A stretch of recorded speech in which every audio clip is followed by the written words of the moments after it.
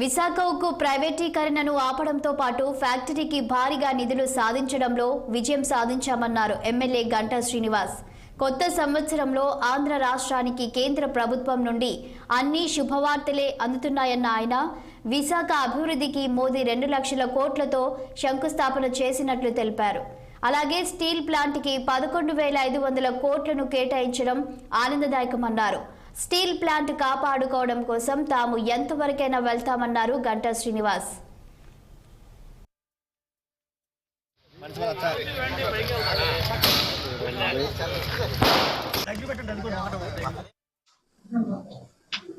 నూతన సంవత్సరం ప్రారంభం నుంచి కూడా విశాఖ నగరానికి ప్రత్యేకించి చాలా మంచి శుభవార్తలు వింటూ ఉన్నాం.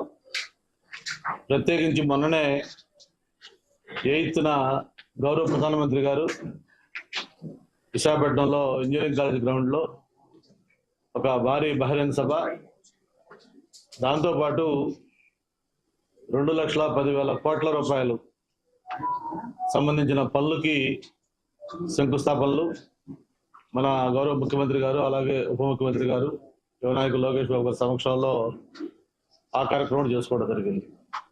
ఆ ఆనందంలో ఉండగానే నిన్న ఏదైతే ఉత్తరాంధ్ర ప్రజలే కాదు ఈ రాష్ట్రానికే ఒక చిరకాల కోరికది, మన ఆంధ్రుల ఆత్మగౌరవం, తెలుగువాడి గుండె చప్పుడు అటువంటి విశాఖపట్నం స్టీల్ ప్లాంట్ మరి గత 1400 రోజులుగా ఏదైతే కార్మికులు కానీ ఉద్యోగస్తులు కానీ అన్ని వర్గాల ప్రజలు చేస్తున్న పోరాటానికి ఈరోజు ఒక శాశ్వత పరిష్కారం కింద 11,500 కోట్ల రూపాయల రివైవల్ ప్యాకేజీ దాన్ని నిన్న